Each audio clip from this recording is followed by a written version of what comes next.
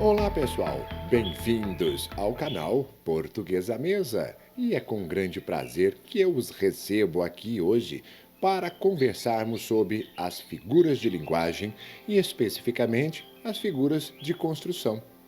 Nós fizemos 2 vídeos para vocês aproveitarem ao máximo as explicações. Vão ser explicações teóricas e, na sequência, nós já vamos lançar para vocês os exercícios práticos para praticarmos como se usam bem essas figuras de linguagem tão importantes para a nossa vida. E, por favor, se você ainda não se inscreveu, está esperando o quê para fazer a sua inscrição aqui conosco? Participe, deixe o seu comentário, o seu like é muito importante. E também ative o sininho para você receber as nossas notificações quando lançarmos os nossos próximos e novos vídeos. E eles virão. Fique sabendo disso, com certeza. Agradeço muito a sua presença e aguardo você ali na aula comigo. Um grande abraço e até o próximo vídeo, pessoal. Olá, pessoal! Estamos novamente com vocês para terminarmos o nosso bate-papo sobre as figuras de construção e sintaxe.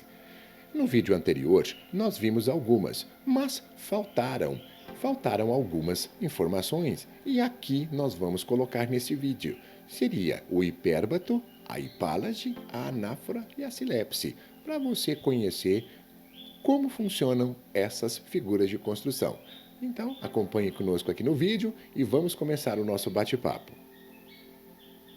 Para começarmos, vamos falar um pouco sobre o hipérbato, uma figura muito comum em língua portuguesa.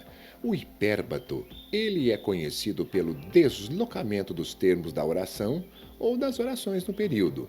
Digamos, qualquer inversão feita dentro do procedimento da construção da oração, nós já vamos dizer que seria um hipérbato. Por exemplo, bendito o que na terra fez o fogo e o teto. Olavo Bilac usou essa estrutura e, na realidade, a ordem direta dos termos seria bendito o que fez o fogo e o teto na terra. Perceba como funciona? Basta nós trocarmos as palavras de lugar, mas elas precisam estar sintaticamente corretas. Caso contrário, nós vamos destruir totalmente a proposta da semântica da oração. Tomás Antônio Gonzaga e vários outros autores também usam muito esse procedimento chamado hipérbato. Por exemplo, leia comigo: é esta de teu querido pai a mesma barba, a mesma boca e testa. Se colocássemos em ordem direta, começando pelo sujeito, depois os complementos, teríamos o seguinte: é esta a mesma barba, a mesma boca e testa de teu querido pai. É muito comum isso tudo. O hipérbato, na maioria das vezes, é muito utilizado para reforçar o que nós queremos dizer, para mostrarmos o que estamos apresentando para os nossos leitores. Por exemplo, o hino nacional brasileiro. O hino nacional brasileiro ele está totalmente colocado em hipérbato. Em nossos exercícios, nós vamos falar bem mais sobre essa figura. Essa figura aqui ela é muito importante para a construção das nossas orações. Mas hoje ainda nos falta a hipálage. A hipálage não muito conhecida e é uma estrutura muito literária. Ela não é usada no cotidiano, no dia a dia, como nós usamos o hipérbato. A hipálage ela ocorre quando se atribui a uma palavra uma característica que pertence a uma outra, dentro da mesma frase. Por exemplo, eu gostaria de te mostrar aqui. Dalton Trevisan disse o seguinte: em cada olho, um grito castanho de ódio. Como o grito pode ser castanho? Veja o uso da hipálage. Por isso é que eu te disse, isso aqui é mais literário do que realmente usado no dia a dia. O que nós estamos percebendo é o seguinte: castanho não é o grito, seria a cor dos olhos. Porque se você for pensar, ele utilizou essa figura para criar aqui um estilo, uma maneira bonita, uma maneira bela de se comunicar com seus leitores. Porque seria igual, em cada olho castanho, um grito de ódio.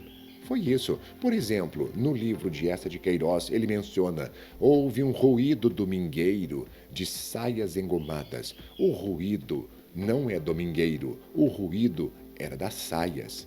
Porque as pessoas iam à missa aos domingos, e aqui ele menciona o ruído domingueiro. Veja que faz sentido dentro de um contexto, e é muito bonito. Aqui, na realidade, ele poderia ter escrito: houve um ruído de saias domingueiras engomadas.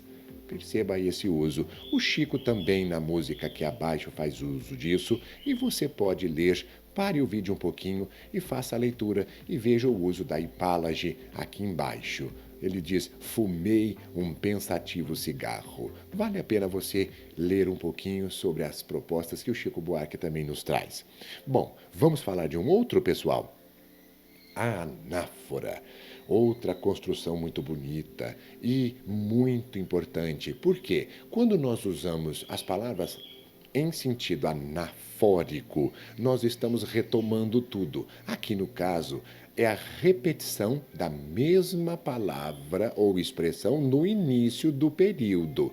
Por exemplo, tudo é silêncio, tudo calma, tudo mudez. Olavo Bilac fez o uso da anáfora para apresentar que o tudo é valoroso, o tudo tem o seu peso. Por exemplo, aqui o Manuel Bandeira também faz uso dessa bela, digamos, figura de linguagem. Ele diz: vi uma estrela tão alta, vi uma estrela tão fria, vi uma estrela luzindo na minha vida vazia.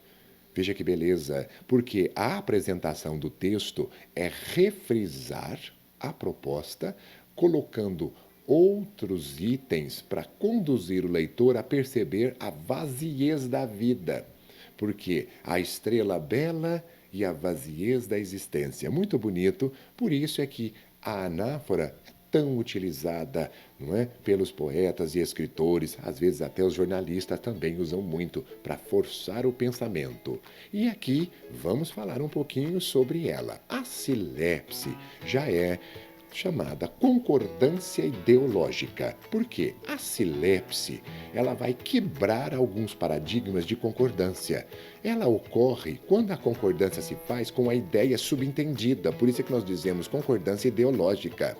Veja aqui os termos que nós vamos te apresentar, e cada caso é um caso diferente.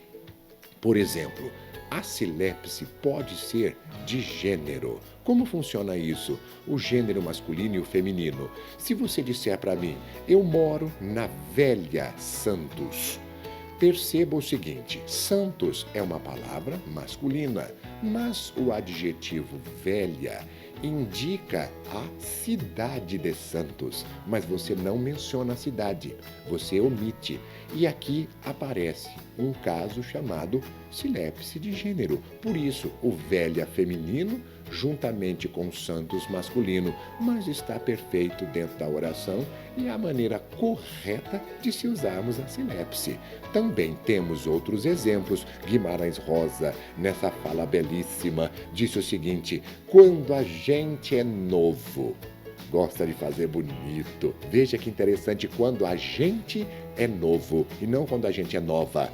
Porque se fosse falar a gente é nova, seriam só as meninas. Aqui ele incorpora e usa a silepse. O Alexandre Herculano disse também: admitindo a ideia de que eu fosse capaz de semelhante vilania, SM foi cruelmente injusto para comigo. Perceba também novamente que ele usa a situação do gênero, o feminino junto com o masculino. Tudo bem, esse SM seria uma senhora, e aqui no caso foi cruelmente injusto para comigo. Perceba que legal, e vamos falar mais um pouquinho, porque existe a silepse de número. E quando nós temos a silepse de número, é um pouco diferente da de gênero. Como assim, a de número? Agora vamos falar de singular e plural.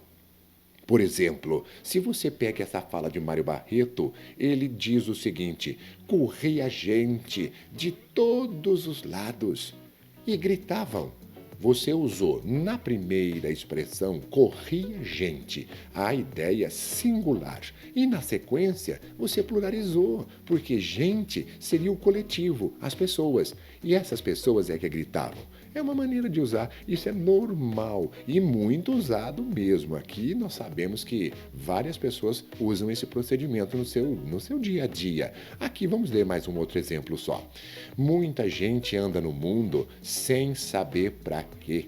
Veja que você diz, muita gente aqui no começo. Depois você falou, vivem. As pessoas vivem porque veem os outros viverem. Tudo bem com isso, pessoal? Que fique claro para nós. Agora, na letra C, veja comigo essa propostinha.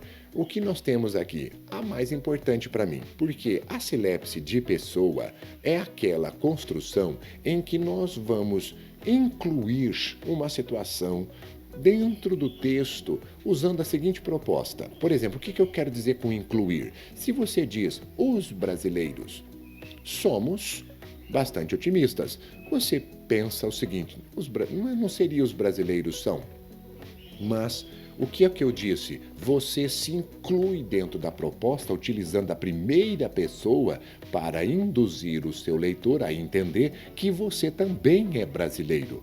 Veja que interessante, os brasileiros somos. Não bateu, mas a isso apresentamos a silepse e a silepse de pessoa.